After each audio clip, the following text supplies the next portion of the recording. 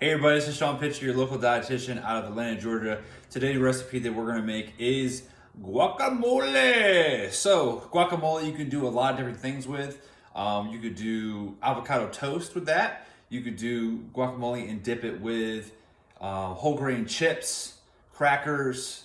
You could stick it on any type of Latin or Mexican cuisine.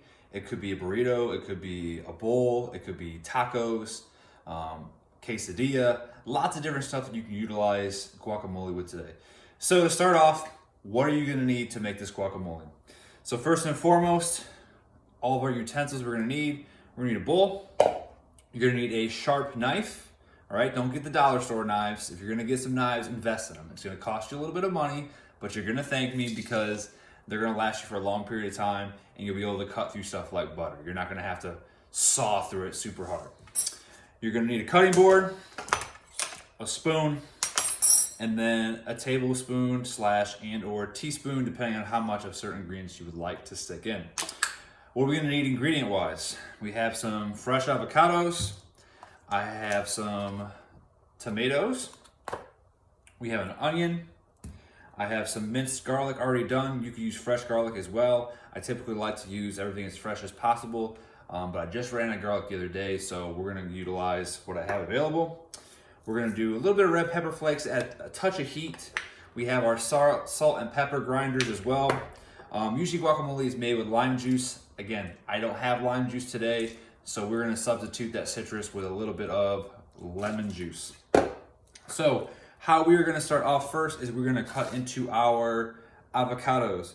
So how we're gonna do this, we're gonna stand up nice and tall, and we're gonna trace down and around the middle of the avocado, okay? So all you're gonna do is twist it, boom, the avocado came undone. You have that pit that's in the middle of your avocado. I just put my knife in there and pop it out. Some people will come chop down and pull it out that way. It really depends on what you wanna do. Now, one of the things that you're gonna notice is when I'm pushing down into the avocado, it is nice and soft. So that let me know today that the avocado is gonna be ready for me to utilize. So all I'm gonna do is just cut my avocado into slices and then go the other way and then make it into cubes. So that way when I put it into the bowl, or in this case, I'm gonna scoop it into the bowl, it's gonna come out nice and easy. So another thing you can see there is this was also ready to be used, because as I'm coming around and under with the spoon for the avocado, pops out of there really easily. And again, I'm gonna do the same thing with the other side. Avocados, again, are a really good, healthy fat option.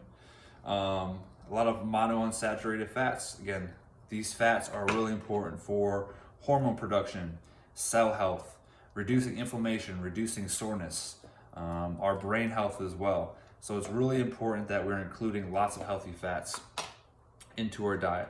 Where else do we find healthy fats from? You're gonna find them from things like your fatty fish, your salmon, your tuna. You can get them from all sorts of different types of nuts. So cashews, almonds, peanuts, Brazil nuts, macadamia nuts, which you can then find in trail mix. You can find those in nut bars. Some other options too is if you do hummus, that's typically made with olive oil. So an olive oil or an avocado oil is a good option to cook with if you're gonna be sauteing and cooking any of your food.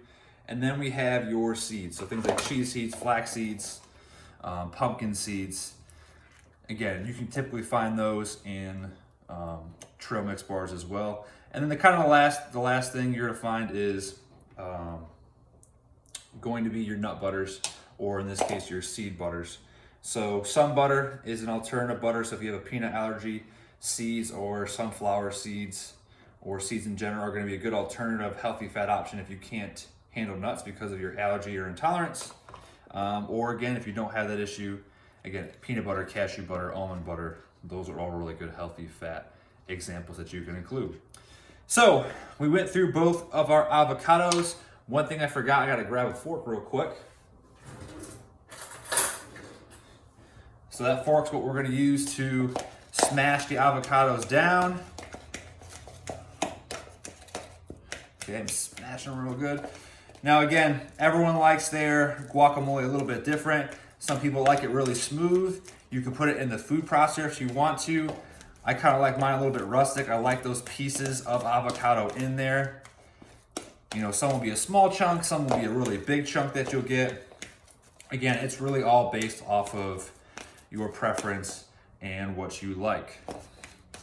So again, we're just going around, smashing down on the avocado to smooth this out. And then we're gonna add those other veggies that are gonna go into there as well.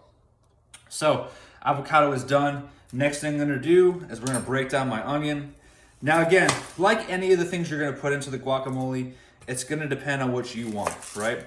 So if you like your onion cut really thick, medium, if you like it cut in slices, if you want it in small chunks, again, it's up to you. Everyone has a different taste, texture profile that they prefer when they're making specific foods. So all I did was just cut the onion in half.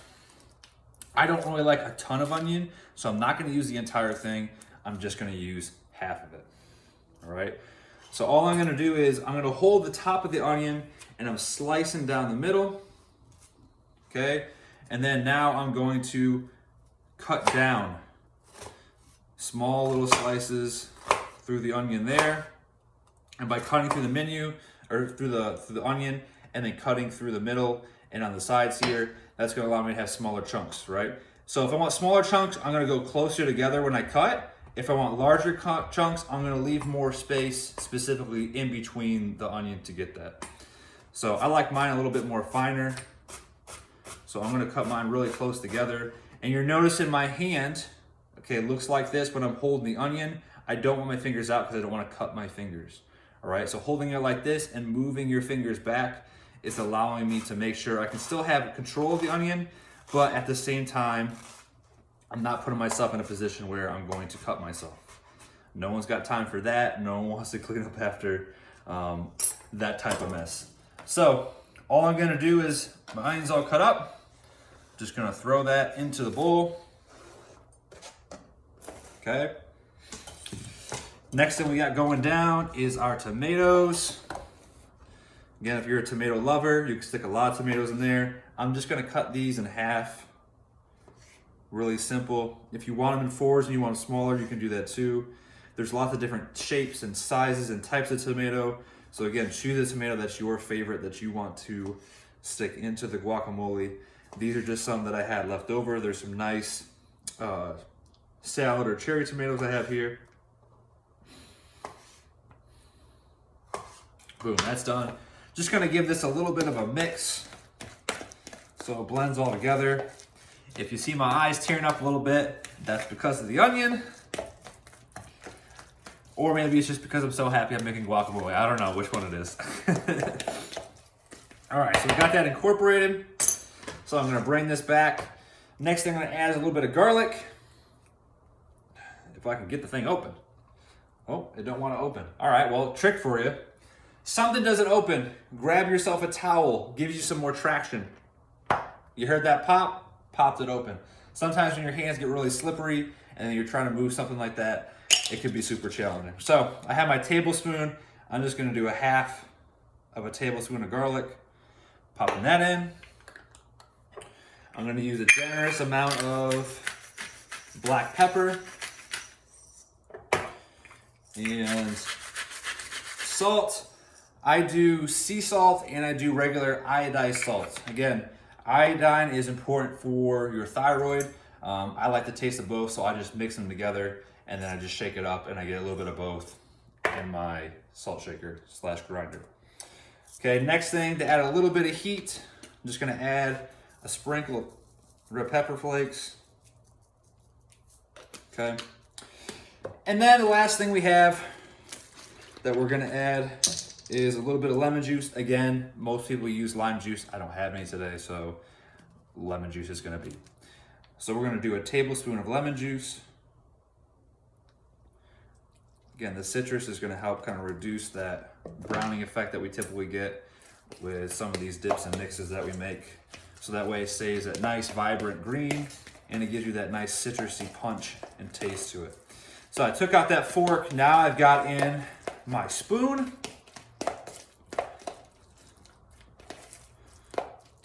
And you can see there, boom. That took about 10 minutes to dice everything up, mix it together, and now I have a really solid guacamole. Again, stay tuned. I'm gonna make some avocado toast. Or the other thing I told you could do crackers, you could dip it with pretzels, raw vegetables. Again, lots of different uses. So that's why a lot of times when I'm making something, it's, I'm not just gonna use it for one thing. What are 5, 6, 7, 10 different things that I could possibly use this for that helps me create a variety of different dishes. Again, if you wanna see more recipes, go ahead and hit up my Instagram. In my bio, I have my link tree that has my YouTube channel, that has my nutrition services, my podcast, anything you want to know about me, anything you want to know about my services, or anything I'm doing from recipes and education, that is going to be on that link. Hit it up today, and I hope this helped, and I hope you learned how to make some solid guacamole that you can make in your kitchen as well.